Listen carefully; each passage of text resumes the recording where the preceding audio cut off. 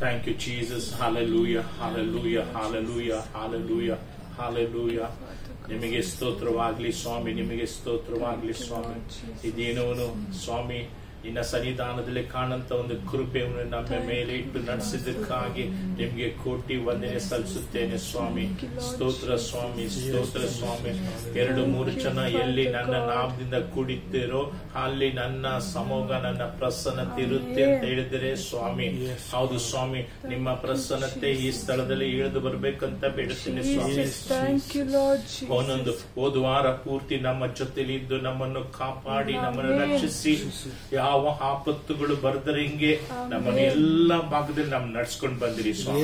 ಅದಕ್ಕಾಗಿ ನಿಮ್ಗೆ ಕೋಟಿ ವಂದನೆ ಸಲ್ಲಿಸುತ್ತೇನೆ ಸ್ವಾಮಿ. ನಮಗೆ ಬೇಕಾದಂತದೆಲ್ಲ ನೀವು ಕೊಟ್ಟಿರಿ ಸ್ವಾಮಿ.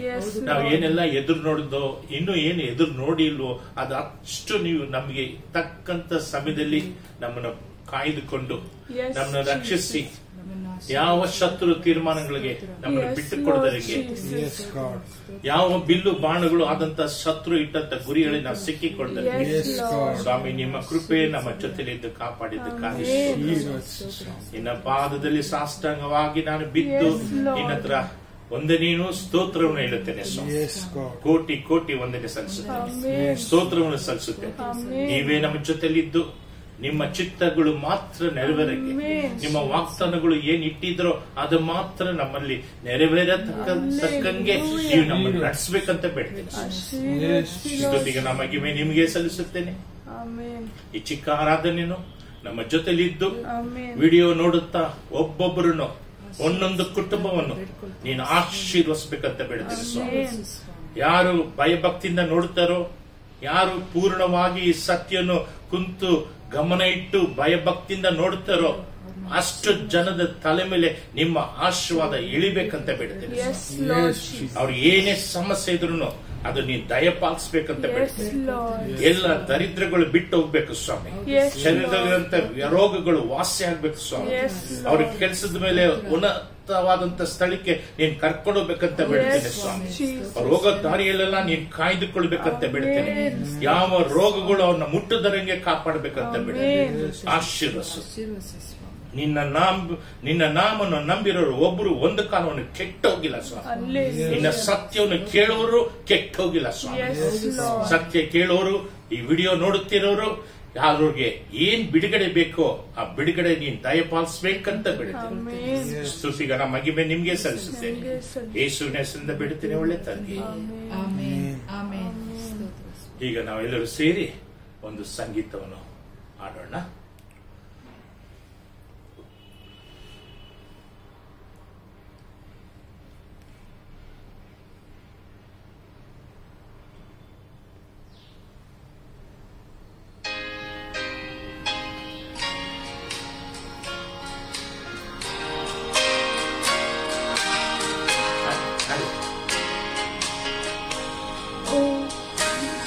Oh Lord my God, when I in awesome wonder consider all the worlds thy hands have made, I see the stars, I hear the rolling thunder, thy power throughout the universe displayed. Then sings my soul, my Savior God, to thee.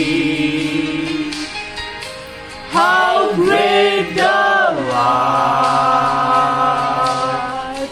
how great thou art. Then sings my soul, my Savior God, to thee.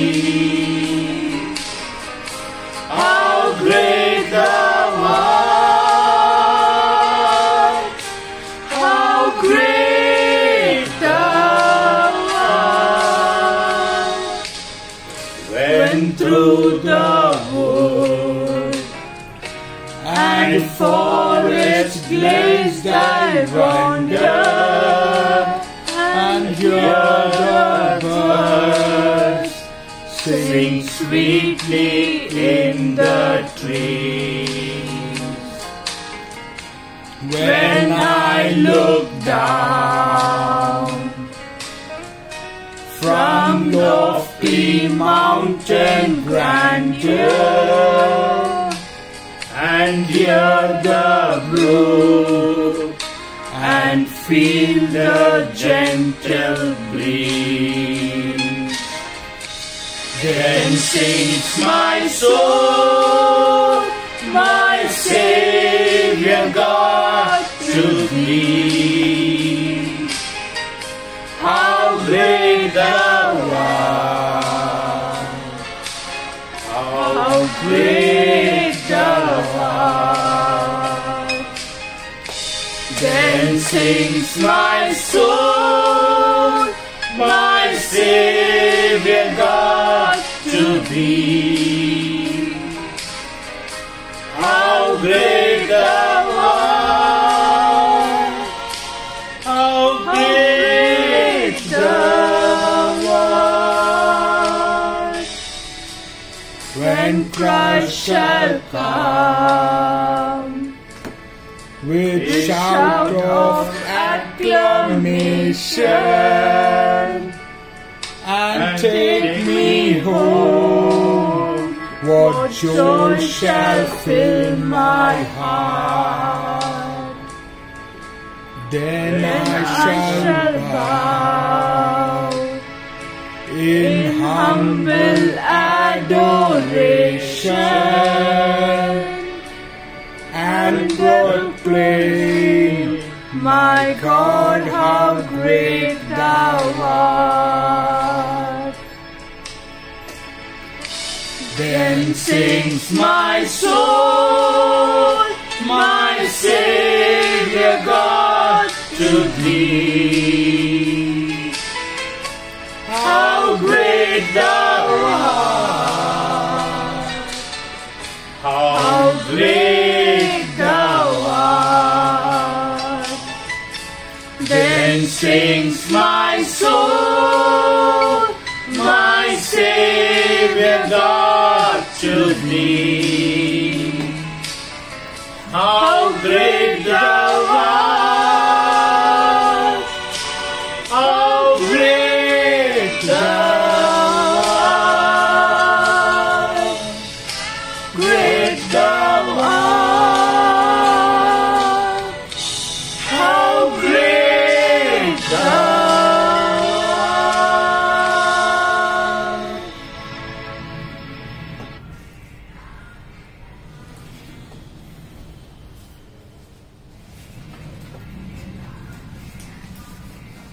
ದೇವರಿಗೆ ಪರಿಶುದ್ಧ ನಾಮಕ್ಕೆ ಸ್ತೋತ್ರವಾಗಲಿ.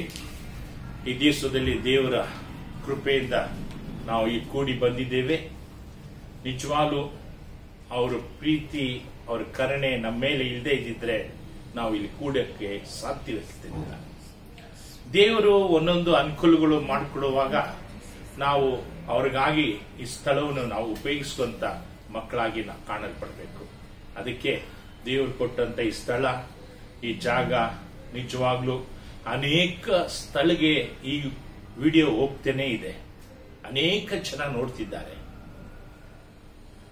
ಅವ್ರು ಯಾಕಂದ್ರೆ ನನಗೆ phone ಮಾಡಿ ಹೇಳ್ತಿರೋವಾಗ ನೋಡುವಾಗ ತುಂಬಾ ಜನ ನೋಡಿ ಅವ್ರು ಹಂಗಂಗೆ ಶೇರ್ ಮಾಡಿ ಟ್ರಾನ್ಸ್ಫರ್ ಮಾಡ್ತಿದ್ದಾರೆ ಅವ್ರ ಮೊಬೈಲ್ ಇಂದ. ಅದರಿಂದ ದೇವ್ರ ಮಕ್ಕಳೇ, ಎಲ್ಲ ದೇವರು ನಿಮ್ಮನ್ನು ಖಂಡಿತ ಆಶೀರ್ವದಿಸುತ್ತಾರೆ. ಇಲ್ಲಿವರೆಗೂ ನಿಮ್ಮನ್ನು ನಮ್ಮನ್ನು ಕಾಪಾಡಿ ಬಂದಂತ ಯೇಸುಗೆ ನಾನು ಕೃತಜ್ಞತೆಯನ್ನು ಸ್ತೋತ್ರವನ್ನು ಸಲ್ಲಿಸುತ್ತೇನೆ. ಈಗ ದೇವರ ವಾಕ್ಯಕ್ಕೆ ಹೋಗೋಣ. ದೇವರ ಸತ್ಯವನ್ನು ಕೇಳೋಣ. ದಯವಿಟ್ಟು ದೇವರ ವಾಕ್ಯ ಕೇಳ್ತಾ ನೀವು ಇದು ಭಯಭಕ್ತಿಯಿಂದ ಕೇಳ್ಬೇಕಂತ ನಿಮ್ಮ ಹತ್ರ ನಾನು ಕೇಳ್ಕೊಳ್ತೀನಿ. ಕಾರಣ ಏನಂದ್ರೆ ವೇದ ಹೇಳುತ್ತದೆ, ಸತ್ಯವನ್ನು ಕೇಳು, ಸತ್ಯ ನಿನ್ನ ಬಿಡುಗಡೆ ಮಾಡ್ತದೆ ಅಂತ. ಅದು ಬಿಟ್ಟು ಬೇರೆ ಏನು ಹೇಳಿಲ್ಲ ದೇವರು. ಈ ಬೆಟ್ಟಕ್ಕೆ ಹತ್ರ ಹತ್ತಿ ಬಾ, ಆ ಊರಿಗೆ ಬಾ, ನಾನು ಹುಡಿಕೊಂಡ್ ಬಾ, ಕಿಲೋಮೀಟರ್ ದೂರದಲ್ಲಿ ನಾನು ಹುಡಿಕೊಂಡ್ ಬಾ, ಆ ಸ್ಥಳಕ್ಕೆ ಬಾ, ಆ ದೇಶಕ್ಕೆ ಬಾ, ಆ ಊರಿಗೆ ಬಾ, ಎಲ್ಲೂ ದೇವರು ಹೇಳಿಲ್ಲ. ಇರಂತ ಸ್ಥಳದಲ್ಲಿ ದೇವರ ವಾಕ್ಯವನ್ನು ಕೇಳು, ದೇವ್ರ ವಾಕ್ಯನ ಓದು, ನಿನ್ನನ್ನು ತಿದ್ದಿಸಿ ನಿನ್ನ ಒಳ್ಳೆ ಮಾರ್ಗದಲ್ಲಿ ನಡೆಸ್ತೀನಿ ಅಂತ ಹೇಳ್ತಾರೆ. ಅದರಿಂದ ದೇವ್ರ ಮಕ್ಕಳೇ, ಈ ವಾಕ್ಯ ಕೇಳ್ತಾ ಇರೋ ನೀವು ಭಯಭಕ್ತಿಯಿಂದ ಕೇಳಿರಿ, ಪೂರ್ಣವಾಗಿ ಕೇಳಿ ಮುಗಿಸಿ, ಕೊನೆಯವರೆಗೂ ಕೇಳಿರಿ. 15-20 ನಿಮಿಷ ಇರ್ತದೆ. ಅದಕ್ಕಾಗಿ ದೇವರಿಗಾಗಿ ಸಮಯನ ಖರ್ಚು ಮಾಡಿ. ದೇವರಿಗೆ ಸ್ತೋತ್ರವಾಗಲಿ. ಓದಿ ನೋಡಿ, ಯೋವನ್ ಬರೆದ ಪುಸ್ತಕ 10:3-4 ಓದಿ ನಿಧಾನಕ್ಕೆ. ಕುರಿಗಳು ಅವನ ಸ್ವರಕ್ಕೆ ಕಿವಿಗೊಡುತ್ತವೆ. ಕುರಿಗಳು ಅವರ ಸ್ವರಕ್ಕೆ ಕಿವಿ ಕೊಡುತ್ತವೆ. ದೇವ್ರ ಮಕ್ಕಳೇ, ದೇವರಿಗೆ ಸ್ವರಕ್ಕೆ ನಾವು ಕಿವಿ ಕೊಡುವಂತ ಮಕ್ಕಳಾಗಿ ನಾವು ಕಾಣಲ್ಪಡಬೇಕು. ಆ ಕಿವಿನ ಕೊಡುವಾಗ, ಇವಾಗ ನೋಡಿ, ನಾವು ಈ ಪ್ರಪಂಚದಲ್ಲಿ ಜೀವಿಸ್ತಾ ಇದ್ದೀವಿ. ಸಣ್ಣ ಮಕ್ಕಳಾಗಿ ಹುಟ್ಟಿ ಚಿಕ್ಕ ಮಕ್ಕಳು ಆಟ ಆಡೋಂಥವ್ರಾಗಿ, ಮಕ್ಕಳು ಸ್ಕೂಲ್ಗೆ ಹೋಗಿ ಕಾಲೇಜ್ಗೆ ಹೋಗಿ ಇದೆಲ್ಲ ನಾವು ಹೋಗ್ತಾ ಇರುವಾಗ ನಾವು ಏನ್ ಮಾಡ್ತೀವಿ? ತಂದೆ ತಾಯಿ ಸ್ವರಕ್ಕೆ ನಾವು ಕಿವಿ ಕೊಡ್ತೀವಿ. ನಂತರ ಸ್ಕೂಲಲ್ಲಿರೋಂಥ ಮೇಸ್ಟ್ರಿಗೆ ಕಿವಿ ಕೊಡ್ತೀವಿ, ಕಾಲೇಜಿಗಿರೋಂಥ ಮೇಸ್ಟ್ರಿಗೆ ಕಿವಿ. ಏನಕ್ಕೆ ಕಿವಿ ಕೊಡ್ತೀವಿ ಅಂದ್ರೆ, ಆ ಸ್ವರಕ್ಕೆ ನಾವೇನು, ಆ ಸ್ವರನ ನಾವ್ ಏನಕ್ಕೆ ಕೇಳ್ತೀವಿ ಅಂದ್ರೆ, ಅಲ್ಲಿಂದ ನಾವು ಕಲಿಯೋದಂಥದ್ದು ತುಂಬಾ ಇರುತ್ತೆ. ಹೇಳ್ತಾರೆ, ಹೋಗ್ಬೇಡಪ್ಪ ಆ ಸ್ಥಳಕ್ಕೆ ಹೋಗ್ಬೇಡ ಅಂತ ಹೇಳ್ತಾರೆ, ಅಲ್ಲೋ ಬಿದ್ದೋಗ್ತೀಯಾ ಅಂತ ಹೇಳ್ತಾರೆ. ಹೌದು, ಅದಕ್ಕೆ ಅವರು ಆ ಸ್ವರಕ್ಕೆ ಕಿವಿನ ಕೊಟ್ಟು ಓದಿ ಹಂಗೆ. ಅವನು ಸ್ವಂತ ಕುರಿಗಳನ್ನು ಹೆಸರು ಹೇಳಿ ಕರೆದು ಹೊರಗೆ ಬಿಡುತ್ತಾನೆ. ಸ್ವಂತ ಕುರಿಗಳನ್ನೆಲ್ಲ ಹೊರಗೆ ಬಿಟ್ಟ ಮೇಲೆ, ಹೊರಗಡೆ ಬಿಟ್ಟ ಮೇಲೆ ತಾನು ಅವುಗಳ ಮುಂದೆ ಹೋಗುತ್ತಾನೆ. ಅವುಗಳ ಮುಂದೆ ಅವರು ಹೋಗುತ್ತಾರೆ. ಕುರಿಗಳು ಅವನ ಸ್ವರವನ್ನು ಅವ್ರ ಸ್ವರವನ್ನು ತಿಳಿದುಕೊಂಡು ಅವನ ಹಿಂದೆ ಹೋಗುತ್ತವೆ. ಅವು ಅನ್ಯರ ಸ್ವರವನ್ನು ತಿಳಿಯುವುದಿಲ್ಲ. ಅನ್ಯರ ಸ್ವರವನ್ನು ಕೇಳುವುದಿಲ್ಲ. ಇಲ್ಲಿ ತಿಳಿಬೇಕಾದಂತ ಕೇಳ್ಬೇಕಾದಂತ ಸತ್ಯ ತುಂಬಾ ಇದೆ. ಇಷ್ಟು ಸತ್ಯ ನಾನು ವರ್ಣಿಸ್ತೀನೋ ಇಲ್ಲೋ ನನಗೆ ಗೊತ್ತಿಲ್ಲ, ಯಾಕಂದ್ರೆ ಸಮಯ ಇಲ್ಲ. ದೇವರ ಸ್ವರವನ್ನು ನೀವು ಕೇಳಿ ದೇವರ ಹತ್ರ ನೀವು ಹೋಗುವಾಗ ನೀವು ಒಳ್ಳೆ ದಡಕ್ಕೆ ಹೋಗಿ ಸೇರ್ತೀರ, ಒಳ್ಳೆ ಸ್ಥಾನಕ್ಕೆ ಹೋಗಿ ನಿಲ್ತೀರ. ನೀನ್ ಮಾಡಂತ ಒಂದೊಂದು ಕಾರ್ಯಗಳು ಮೇಲೆ ಮೆಚ್ಚಂತ ಕಾರ್ಯವಾಗಿರುತ್ತದೆ. ಅವರು ದೊಡ್ಡವರಾಗಿರ್ಬೋದು, ಕುಟುಂಬದಲ್ಲಿ ದೊಡ್ಡಂತ ನಾಯಕರುಗಳಾಗಿರ್ಬೋದು, ತಂದೆ ತಾಯಿ ಆಗಿರ್ಬೋದು, ಸಂಬಂಧದಲ್ಲಿ ಇರುವಂತ ದೊಡ್ಡ ತಲೆಗಳಾಗಿರ್ಬೋದು. ಏನು ಇವನು ಈ ರೀತಿ ಈ ಮಟ್ಟಕ್ಕೆ ಅವನು ಬೆಳೆಯಕ್ಕೆ ಕಾರಣ ಏನಂತ ನಾವು ಗಮನ ಇಟ್ಟು ನೋಡಬೇಕಾದ್ರೆ, ಅವನು ಒಳ್ಳೆ ಸ್ವರಕ್ಕೆ ಅವನು ಕಿವಿ ಕೊಟ್ಟು ಅದನ್ನ ಹಿಂಬಾಲಿಸದಿಂದ ಅವನು ಒಳ್ಳೆ ಒಂದು ಸ್ಥಾನಕ್ಕೆ ಹೋಗಿ ನಿಲ್ತಾನೆ. ಯಾವ ಅನ್ಯರು ತಿಳಿದಿರೋದು ಸ್ವರಕ್ಕೆ ಅವನು ಕಿವಿ ಕೊಡದೆ, ಅವ್ರನ್ನ ಹಿಂಬಾಲಿಸದೆ, ಅವ್ರ ಸ್ವರಕ್ಕೆ ಕಿವಿ ಕೊಟ್ಟು ಕೇಳಿ ಅವರೊಟ್ಟಿಗೆ ಜೀವಿಸದೆ, ಅವನು ಒಳ್ಳೆಯವರ ಸ್ವರ ಏಸು ಅಂತ ಒಂದು ಸ್ವರ ಶಬ್ದವನ್ನು ಇಡುವಾಗ, ಪರಿಶುದ್ಧ ಆತ್ಮ ನೀನು ಇರಂತ ಸ್ಥಳದಲ್ಲಿ ದೇವರನ್ನ ನೀನು ಕರೆಯುವಾಗ ಆ ಸ್ಥಳದಲ್ಲಿ ದೇವರು ಪ್ರತ್ಯಕ್ಷ ಆಗ್ತಾರೆ. ಪ್ರತ್ಯಕ್ಷ ಆಗದ ಸಮಯದಲ್ಲಿ ಅವರು ಮೆತ್ತಿಗೆ ಒಂದು ಶಬ್ದದಿಂದ ನಿನ್ನ ಮನಸ್ಸಾಕ್ಷಿಯಲ್ಲಿ ಮಾತಾಡುತ್ತಾರೆ. ಮಾತಾಡುವಾಗ ನೀನು ಅದಕ್ಕೆ ನಿನ್ನ ಕಿವಿ ಕೊಟ್ಟು ಆ ಸ್ವರಕ್ಕೆ ನೀನು ಅದು ತಕ್ಕಗೆ ನೀನು ನಡೆದ್ರೆ ನಿಜವಾಗ್ಲೂ ನಿನ್ನ ಮಾಡಂತ ಕೆಲಸದಲ್ಲಿ ಎತ್ತರವಾದಂಥದ್ದು ಬಿಡುಗಡೆ ಕಾಣಂತ ಕೆಲಸವಾಗಿರ್ತದೆ. ನೀನು ಆ ಸ್ವರಕ್ಕೆ ಕಿವಿ ಕೊಡದೆ ಹೋಗೋದಾದ್ರೆ ದೇವರು ಹೇಳ್ತಾರೆ, ನೀನು ಈ ಮಾರ್ಗದಲ್ಲಿ ಬಾ, ನೀನು ಈ ದಾರಿಲಿ ನಡಿ, ನೀನ್ ಇಂಥ ಕೆಲಸ ಮಾಡು, ಇದು ಇಂಥವೆಲ್ಲ ಮಾಡಬೇಡ ಅಂತ ದೇವರು ಒಬ್ಬೊಬ್ಬರಿಗೂ ತನ್ನ ಮಕ್ಕಳಿಗೆ ಈ ಲೋಕದಲ್ಲಿ ಜೀವಿಸ್ತಾ ಇರೋರು ಎಲ್ಲರಿಗೂ ದೇವರು ಯಾವ ರೂಪದಲ್ಲಾದರೂ ಒಂದು ವಿಷಯದಲ್ಲ ಇನ್ನೊಂದು ವಿಷಯದಲ್ಲಿ ದೇವರು ಅವರಿಗೆ ಸ್ವರನ್ನು ಕೊಟ್ಟು ಮಾತಾಡುತ್ತಾರೆ. ಹೆಂಗೆ ಮಾತಾಡುತ್ತಾರೆ? ದೇವರು ವಾಕ್ಯ, ವೇದ ವಾಕ್ಯದಿಂದ ಮಾತಾಡ್ತಾರೆ. ಆರಾಧನೆ ಹೋಗುವಾಗ ತನ್ನ ಸೇವಕರ ಮೂಲಕದಿಂದ ಮಾತಾಡುತ್ತಾರೆ, ತನ್ನ ದೇವರ ಮಕ್ಕಳ ಮೂಲಕದಿಂದ ಮಾತಾಡುತ್ತಾರೆ, ದೇವರು ಕರೆಯಲ್ಪಟ್ಟ ತನ್ನ ಮಕ್ಕಳ ಮೂಲಕದಿಂದ ಮಾತಾಡುತ್ತಾರೆ. ಸತ್ಯ ಮಾತಾಡುವಾಗ ನೀವು ಸತ್ಯವನ್ನು ಗಮನವಿಟ್ಟು ಕೇಳುವಾಗ, ಭಯಭಕ್ತಿಯಿಂದ ಕೇಳುವಾಗ ಯಾರು ಮಾತಾಡುತ್ತಾರೋ ಅವ್ರಿಗೆ ಗೊತ್ತಿಲ್ಲದೆ ಕೆಲವು ಮಾತುಗಳು, ಹೊಸ ಮಾತು ಬರ್ತದೆ, ಎಚ್ಚರಿಕೆ ಆದಂತ ಮಾತು ಬರ್ತದೆ, ಹುಷಾರಾಗಿ ಇರಬೇಕಂತ ಒಂದು ಮಾತು ಬರ್ತದೆ, ಈ ರೀತಿ ಮಾಡುವಂತ ಒಂದು ಮಾತು ಬರ್ತದೆ. ಏನಕ್ಕೆ ಅದು ಬರ್ತದೆ ಅಂದ್ರೆ ಪರಿಶುದ್ಧ ಆತ್ಮ ಅವ್ರ ಜೊತೆ ಇದ್ದು ನಿನಗೆ ಬೋಧನೆ ಮಾತನ್ನು ಕೊಟ್ಟು ನಿನ್ಗೆ ಆ ಶಬ್ದಕ್ಕೆ ಕಿವಿ ಕೊಡುವಂತ ದೇವರು ನಿನ್ಗೆ ಬೋಧಿಸ್ತಿದ್ದಾರೆ. ಇದನ್ನ ನಾವು ತುಂಬಾ ದೇವ್ರ ಮಕ್ಕಳಾದಂತ ಈ ಲೋಕದಲ್ಲಿ ನಾವು ತುಂಬಾ ಎಚ್ಚರಿಕೆ ಆಗಿರ್ಬೇಕು. ಯಾವ ರೂಪದಲ್ಲಿ ಆದ್ರೂ ದೇವರು ನಮ್ಮೊಟ್ಟಿಗೆ ಮಾತಾಡೋದು ನಿಜ. ಆ ಮಾತಕ್ಕೆ ನೀನ್ ಶಬ್ದವನ್ನು ಕೊಟ್ಟು ಅದನ್ನ ಹಿಂಬಾಲಿಸೋದಾದ್ರೆ ಯಾವ ಗುಂಡಿಗಳಲ್ಲಿ ಬೀಳೋದಿಲ್ಲ, ಯಾವ ಮುಳ್ಳಿನ ಗಿಡಗಳಲ್ಲಿ ಹೋಗಿ ಸಿಕ್ಕಿಕೊಳ್ಳೋದಿಲ್ಲ. ಕುರಿ ಯಾವಾಗ ತನ್ನ ಕುರುಬನ ಮಾತನ್ನು ಕೇಳದೆ ಅವರ ಸ್ವರನ್ನು ಕೇಳಿ ಅದನ್ನ ಹಿಂಬಾಲಿಸದೆ ಇದ್ದರೆ ಆ ಕುರಿ ಏನಾಗುತ್ತದೆ, ಹೋಗಿ ಒಂದು ಹಳ್ಳದ ಗುಂಡಿಲಾದ್ರೂ ಬೀಳ್ತದೆ, ಇಲ್ಲದೆ ಹೋದ್ರೆ ಯಾವ್ದನ್ನ ಒಂದು ಮುಳ್ಳಿನ ಗಿಡದಲ್ಲಿ ಆದ್ರೂ ಸಿಕ್ಕಾಕೊಳ್ತದೆ, ಅಲ್ಲಿಂದ ತಪ್ಪಿಸ್ಕೊಳ್ಬಾರ್ದಂಗೆ. ಇಲ್ಲದೆ ಹೋದ್ರೆ ಯಾವ್ದೋ ಒಂದು ನೀರಿನ ಬಾವಿಲಿ ಬಿದ್ದೋಗ್ತದೆ, ಇಲ್ಲದೆ ಹೋದ್ರೆ ಯಾವ್ದನ್ನ ಹುಲಿ ಬಾಯಿಲಿ ಸಿಕ್ಕಿಕೊಳ್ತದೆ, ಇಲ್ಲ ಯಾವ್ದನ್ನ ನರಿ ಬಾಯಿಲಿ ಸಿಗ್ತದೆ. ಇದಕ್ಕೆಲ್ಲ ಕಾರಣ ಏನಂದ್ರೆ ಅವನು ತನ್ನ ಕುರುಬನ ಶಬ್ದಕ್ಕೆ ಕಿವಿ ಕೊಡದೆ ಇರೋದ್ರಿಂದ. ಆ ಸ್ವರನ ನೀನ್ ಕೇಳುವಾಗ you have to listen the voice. ಓದ್ ನೋಡಮ್ಮ, 10:3 ಓದು. To him the doorkeeper opens. And the sheep hear his voice. Sheep hears his voice. And he calls his own sheep by name. He calls his own sheep by his name. ಎಲ್ಲಾ ದೇವರು ಮಕ್ಕಳಿಗೆ ದೇವರು ಒಂದೊಂದು ಹೆಸರಿಟ್ಟಿದ್ದಾರೆ. ತನ್ನ ಹಿಂಬಾಲಿಸುವಂತ ದೇವರ ಮಕ್ಕಳಿಗೆ ಆ ಹೆಸರು ಜೀವ ಪುಸ್ತಕದಲ್ಲಿ ಬರೆದಿಟ್ಟಿದ್ದಾರೆ. ಆ ಒಂದು ಹೆಸರಿಂದ ದೇವರು ಕರೀತಾರೆ. And he leads them out. And they leads them out. ಅಂದ್ರೆ ಪ್ರಪಂಚದಲ್ಲಿ ನೀನು ನೀನು ನಡಿಬೇಕಾದ್ರೆ, ಹೊರಗಡೆ ಹೋಗ್ಬೇಕಂದ್ರೆ, ನೀನು ಹುಲ್ಲು ಮೇಯ್ಬೇಕಂದ್ರೆ, ಈ ಲೋಕದಲ್ಲಿ ಜೀವನ ಮಾಡ್ಬೇಕಂದ್ರೆ ಯಾರು ನಿನ್ನನ್ನು ನಡೆಸೋದು? ಯೇಸು ಆದಂತ ಕುರುಬರು ನಿನ್ನ ನಡೆಸಬೇಕು. Is the good shepherd for us. Is the good shepherd for us. We are the sheep. Is the good shepherd for us. When we listen to his voice,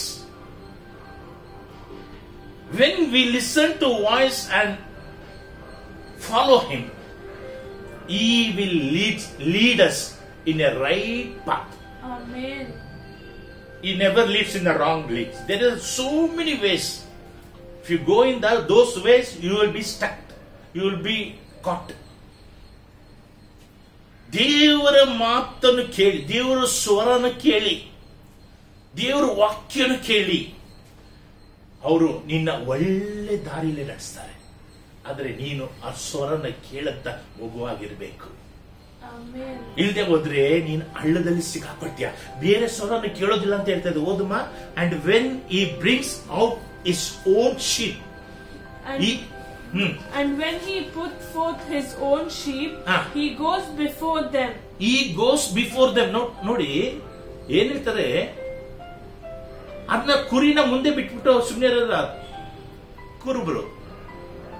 ಕುರುಬರನ್ನು ಬಿಟ್ಟು ಆ ಕುರಿನ ಬಿಟ್ಟು ಅವರು ಮುಂದೆ ಹೋಗ್ತಾರಂತೆ, ಇಲ್ವಾ? He goes before them. He goes before them. ಅವರು ಆ ಕುರಿ ಮುಂದೆಗಡೆ ಹೋಗ್ತಾರೆ. ಮುಂದೆಗಡೆ ಹೋಗಿ ಏನ್ ಮಾಡ್ತಾರೆ? And the sheep follow him and they knows his voice. ಆ ಕುರಿಗಳು ಅವನ ಹಿಂದೆ ಹಿಂಬಾಲಿಸಿದ ಮಾತ್ರ ಅಲ್ಲ, ಅವರು ಸ್ವರನು ಚೆನ್ನಾಗಿ ಅರ್ಥ ಮಾಡ್ಕೊಂಡಿದ್ದಾರೆ. ಆ ರೀತಿ ಯೇಸು ಸ್ವಾಮಿಗಳಿಗೆ ಚೆನ್ನಾಗಿ ಊರು ಇಡಬೇಕು, ಚೆನ್ನಾಗಿ ಅರ್ಥ ಮಾಡ್ಕೋಬೇಕು. ಯೇಸು ಸ್ವಾಮಿ ಒಳಗಡೆ ಊರಿ ಏನ್ ನೋಡ್ಬೇಕು? ರುಚಿ ನೋಡ್ಬೇಕು. ನೀನ್ ರುಚಿ ನೋಡ್ಬಿಟ್ರೆ ಈ ಲೋಕದಲ್ಲಿ ಎಷ್ಟೇ ಜನ ಎಗೇನ್ಸ್ಟ್ ಆಗಿ ಬಂದ್ರು ಯೇಸು ಸ್ವಾಮಿ ಬಿಟ್ಟು ಬೇರೆ ಇದಕ್ಕೆ ಹೋಗೋದ್ರು ನೀನ್ ಹೋಗಂತ ಮನುಷ್ಯನಾಗಿರೋದಿಲ್ಲ. ನಿನ್ನನ್ನು ಕತ್ತರಿಸಿ ಹಾಕ್ಬಿಡ್ತೀನಿ, ನೀನು ಹೋಗ್ಬಿಡು, ಯೇಸು ಸ್ವಾಮಿ ಬಿಡು ಅಂದ್ರೆ ನೀನ್ ಬಿಡೋಂತ ಮನುಷ್ಯನಲ್ಲ. ಯಾಕಂದ್ರೆ ಯೇಸು ಸ್ವಾಮಿ ಒಳಗಡೆ ಊರ್ ಬಿಟ್ಟಿದ್ಯಾ, ಯೇಸು ಸ್ವಾಮಿನ ರುಚಿ ನೋಡಿದ್ಯಾ, ರುಚಿ ನೋಡೋದ್ರಿಂದ ಅವ್ರ ಶಬ್ದವನ್ನು, ಅವ್ರು ಹಾಕಂತ ಶಬ್ದವನ್ನು ಚೆನ್ನಾಗಿ ನೀನ್ ಕೇಳೋಂತನಾಗಿದ್ಯಾ.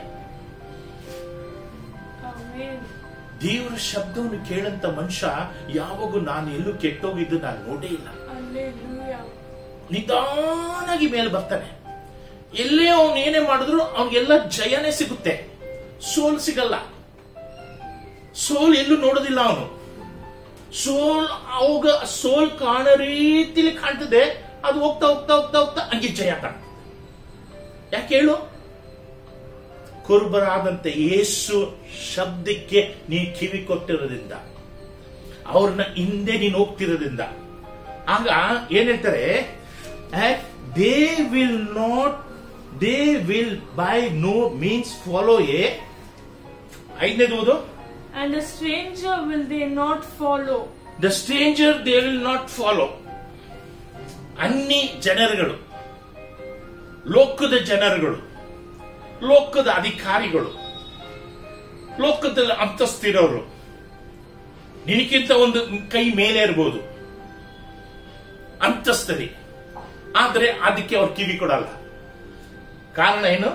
ಸಕಲವನ್ನು ಸೃಷ್ಟಿ ಮಾಡಂತ ಯೇಸು ಈ ಲೋಕದಲ್ಲಿರುವಾಗ ಗಂಜಿ ಕೊಟ್ರು, ಅಂಬ್ಲಿ ಕೊಟ್ರು, ಬಿರಿಯಾನಿ ಕೊಟ್ರು, ವೈಟ್ ರೈಸ್ ಕೊಟ್ರು, ಏನ್ ಕೊಟ್ರು ಅವ್ರು ಒಳ್ಳೇದಕ್ಕಾಗಿ ಕೊಡ್ತಾರೆ. ಯಾಕೆಂದ್ರೆ ಅವ್ರ ಶಬ್ದವನ್ನು ಕೇಳಿ ಅವ್ರನ್ನ ಹಿಂಬಾಲಿಸಿ ಹೋಗುವಾಗ ನಿನ್ನ ಒಳ್ಳೆ ಹಸಿರಿರಂತ ಸ್ಥಳಗಳಲ್ಲಿ ನಿನ್ನ ಮೇಯಿಸ್ತಾರೆ. ಹುಲಿರಂತ ಜಾಗಕ್ಕೆ ಕರ್ಕೊಂಡು ಹೋಗಲ್ಲ. ಎಲ್ಲಿ ಕಲ್ಲು ಮುಳ್ಳುಗಳಿದೆ ಆ ಜಾಗಕ್ಕೆ ಕರ್ಕೊಂಡು ಹೋಗಲ್ಲ. ಎಲ್ಲಿ ಬೆಳೆ ಇಲ್ಲದಂತ ಕಾಡಾಗಿ ಏನಕ್ಕೂ ಸುಖ ಇಲ್ಲದಂತ ಕಲ್ಲು ಮುಳ್ಳು ಮಣ್ಣು ಮರಳು ಇಂಥ ಜಾಗಕ್ಕೆ ಕರ್ಕೊಂಡು ಹೋಗಲ್ಲ. ಎಲ್ಲಿ ಹಸಿರಾಗಿದೆಯೋ, ನಿನ್ನ ಬಾಯಿಗೆ ರುಚಿ ಸಿಗುತ್ತದೋ ಅಂತ ಸ್ಥಳದಲ್ಲಿ ನಿನ್ನ ನಡೆಸ್ತಾರೆ. ಇದು ನಿನ್ನಲ್ಲಿ ಯಾವಾಗಿರ್ಬೇಕು? ದೇವ್ರ ಶಬ್ದವನ್ನು ಕೇಳಂತವನಾಗಿರ್ಬೇಕು, ದೇವ್ರ ಸ್ವರವನ್ನು ಕೇಳಂತ ಮನುಷ್ಯನಾಗಿರ್ಬೇಕು. ದೇವ್ರು ನಿನ್ನ ಕನಸಲ್ಲಿ ಮಾತಾಡುತ್ತಾರೆ, ದೇವ್ರು ನಿನ್ನ ದರ್ಶನದಲ್ಲಿ ಮಾತಾಡುತ್ತಾರೆ, ದೇವ್ರು ನಿನ್ನ ವೇದ ವಾಕ್ಯದಿಂದ ಮಾತಾಡುತ್ತಾರೆ, ದೇವರು ತನ್ನ ಸೇವಕರ ಮೂಲಕದಿಂದ ಮಾತಾಡುತ್ತಾರೆ, ದೇವರ ಸಭೆ ಮೂಲಕದಿಂದ ಮಾತಾಡುತ್ತಾರೆ, ದೇವರು ಸತ್ಯ ಮಾತಾಡುವಂತ ಮಕ್ಕಳ ಮೂಲಕದಿಂದ ಮಾತಾಡುತ್ತಾರೆ. ಈ ಮಾತಾಡುವಂತ ಶಬ್ದಕ್ಕೆ ನೀನು ಕಿವಿ ಕೊಟ್ಟು ಆ ಶಬ್ದವನ್ನು ನೀನು ಭಯಭಕ್ತಿಯಿಂದ ಅಂಗೀಕರಿಸಿಕೊಳ್ಳೋದಾದ್ರೆ ನೀನು ಯಾವಾದಂತ ಗುಂಡಿಗಳಲ್ಲಿ ನೀನು ಬೀಳಕ್ ಹೋಗೋದಿಲ್ಲ. ಯಾವ ಶತ್ರುವಾದಂತ ಸೈತ ನಿನ್ನ ಹಿಡಿಯಕ್ಕೆ ಸಾಧ್ಯವಿಲ್ಲ. ದೇವರ ಕೈಲಿ ಹಾಕದಂತ ವಿಷಯಗಳು ಯಾವುದೂ ಇಲ್ಲ. ದೇವರ ಮಾತು ಕೇಳಿದಂತ ಒಬ್ಬ ಮನುಷ್ಯ ನೋಡೋಣ, ದೇವರ ಸ್ವರನ್ನು ಕೇಳದೆ ಹೆಂಗೆ ಭಯಪಟ್ಟು ನಡುಗಿದ್ರು. ಆದಿ ಖಂಡದಲ್ಲಿ 3:10 ಓದ್ ನೋಡಿರಿ. ಆ ಸ್ತ್ರೀ ಪುರುಷಗಳು ಆತನ ಸಪ್ಪಳವನ್ನು ಕೇಳಿ, ಅವ್ರ ಸಪ್ಪಳವನ್ನು ಕೇಳಿ, ಸಪ್ಪಳವನ್ ಅಂದ್ರೆ ಶಬ್ದ, ದೇವರ ಶಬ್ದವನ್ನು ಕೇಳಿ ಅವರಿಗೆ ಕಾಣಿಸಬಾರದಂತ ಹೇಳಿ ತೋಟದ ಮರಗಳ ಹಿಂದೆ ಅಡಗಿಕೊಂಡರು. ತೋಟದ ಮರಗಳಲ್ಲಿ ಹಿಂದುಗಡೆ ಬಚ್ಚಿಕೊಂಡರು. ಅಡಗಿಕೊಂಡರು ಅಂದ್ರೆ ಬಚ್ಚಿಕೊಂಡಿದ್ದರು. ಅವರು ದೇವರ ಶಬ್ದವನ್ನು ಕೇಳಿ, ಏನಕ್ಕೆ ದೇವರ ಶಬ್ದವನ್ನು ಕೇಳಿ ಎಲ್ಲಾ ದಿವಸಗಳು ದೇವರಿಗೆ ಕರೆದ ತಕ್ಷಣ ಓಡೋಗಿ ದೇವರೊಟ್ಟಿಗೆ ಸಂತೋಷವಾಗಿ ಆರ್ಭಟದಿಂದ ಆಡುತ್ತಾ ಮಾತಾಡುತ್ತಾ ದೇವರಿಗೆ ಸ್ತೋತ್ರ ಹೇಳುತ್ತಾ ದೇವರೊಟ್ಟಿಗೆ ಸಂತೋಷವಾಗಿ ಕಾಲ ತಳ್ತಾ ಇದ್ದಂತ ಮಕ್ಕಳು ಒಂದು ಸಂಜೆ ದೇವರು ಬರುವಾಗಂತ ಸಮಯದಲ್ಲಿ ಅವ್ರ ಶಬ್ದವನ್ನು ಕೇಳಿ ಓಡಿ ಹೋಗಿ ಭಯ ಬಿದ್ದು ಬಚ್ಚಿಕೊಂಡರು. ದೇವ್ರ ಮಕ್ಕಳ ಯಾಕೆ ಅದು ಬಚ್ಚಿಕೊಳ್ಳುವಂತ ಪರಿಸ್ಥಿತಿ ಅವರಿಗೆ ಬಂತು? ಕಾರಣ ಏನಂದ್ರೆ ದೇವರು ಹೇಳಿದ ಮಾತು ಅವ್ರಿಗೆ ಕೇಳಿಲ್ಲ. ಯಾವಾಗ ದೇವರು ಹೇಳಿದ ಮಾತು ಅವ್ರಿಗೆ ಕೇಳೋದಿಲ್ವೋ ಅವರು ಬೆತ್ತಲೆ ಆಗಿಬಿಟ್ಟರು. ಅವರು ಅದಕ್ಕಿಂತ ಮುಂಚೆ ದೇವರು ಮಹಿಮೆಯಾದಂತ ವಸ್ತ್ರ ಅವರೊಟ್ಟಿಗೆ ಇತ್ತು. ದೇವರು ಮಹಿಮೆಯಿಂದ ಜಡಿಸಲ್ಪಟ್ಟ ವಸ್ತ್ರ ಅವರೊಟ್ಟಿಗೆ ಇತ್ತು. ಆ ವಸ್ತ್ರವನ್ನು ಯಾವಾಗ ದೇವರ ಮಾತನ್ನು ಅವ್ರು ಕೇಳದೆ ಹೋದ್ರು ಆಗಲೇ ಅವರು ಆ ವಸ್ತ್ರವನ್ನು ಕಳ್ಕೊಂಡು ತನ್ನ ಬೆತ್ತಲೆತನವನ್ನು ಅವರೊಳಗಿರಂತ ಬೆತ್ತಲೆತನ ಒಬ್ರಿಗೊಬ್ರು ನೋಡ್ಕೊಂಡು ಅವರಿಗೆ ನಾಚಿಕೆ ಪಟ್ಟೋದು.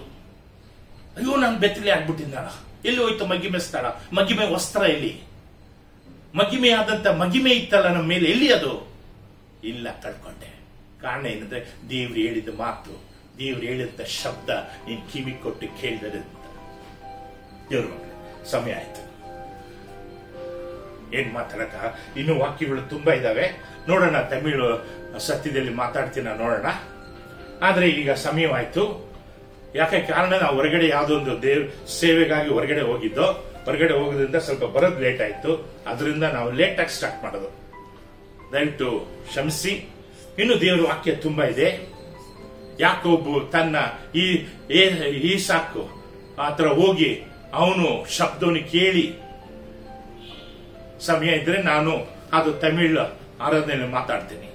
ಆದ್ರೆ ಒಂದು ಮಾತ್ರ ಹೇಳ್ತೀನಿ, ನೀವು ದೇವರ ಮಾತನ್ನು ಕೇಳಿರಿ, ದೇವರ ಶಬ್ದಕ್ಕೆ ಕಿವಿ ಕೊಡಿರಿ, ದೇವರ ಸ್ವರಕ್ಕೆ ನೀವು ಕಿವಿ ಕೊಡಿ.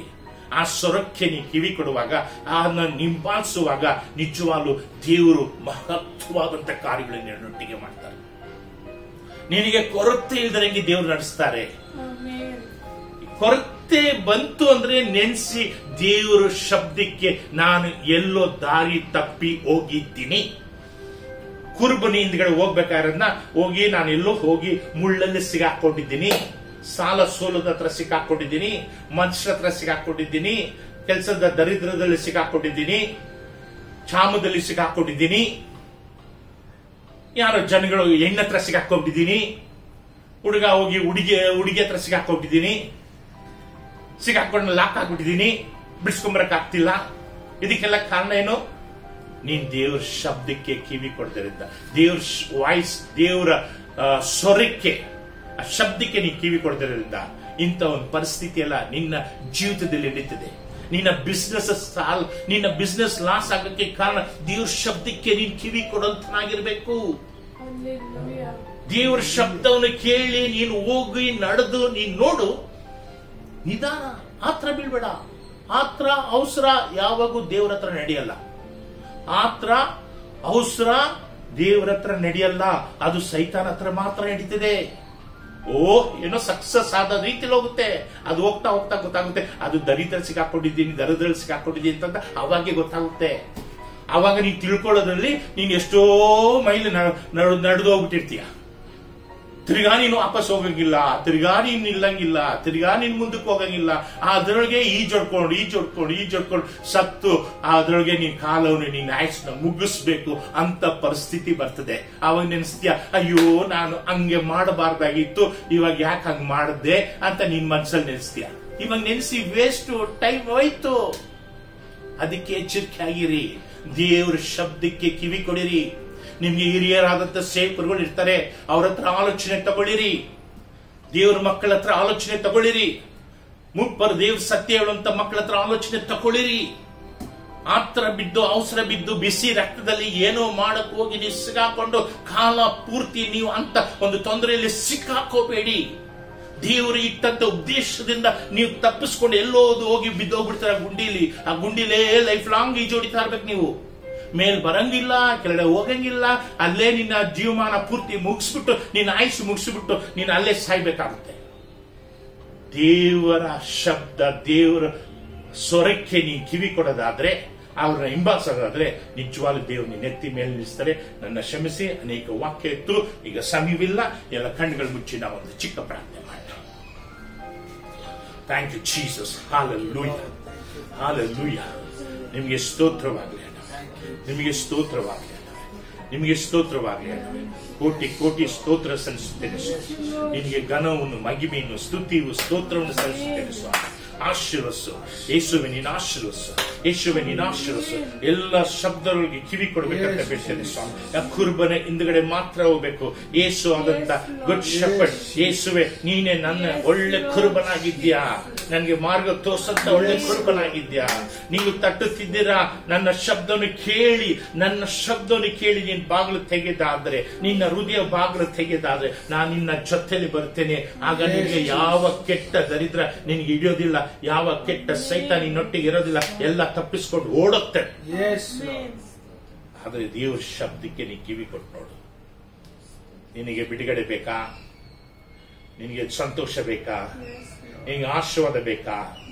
ನಿನ್ನ ಕುಟುಂಬದಲ್ಲಿ ಆಶೀರ್ವಾದ ಬೇಕಾ?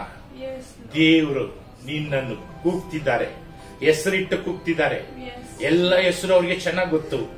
ಆದ್ರೆ ನೀನು ಕಿವಿ ಕೊಡದೆ ಎಲ್ಲೋ ನೋಡ್ಕೊಂಡು ಯಾವುದೋ ದಾರಿ ತಪ್ಪಿಸ್ಕೊಂಡು ಬೇರೆ ಕಡೆ ಹೋಗ್ತಾ ಇದೀಯ. ಅವ್ರು ಕೂಗ್ತಿದ್ದಾರೆ, ಹೆಸರಿಟ್ಟು ಕೂಗ್ತಿದ್ದಾರೆ. ಯಾರೆಲ್ಲ ನೀವು ನೋಡ್ತಿದ್ದೀರಾ ನಿಮ್ಮ ಹೆಸರುಗಳು ನೀವೇ ಬಾಯಿ ಬಿಟ್ಟು ಹೇಳಿರಿ.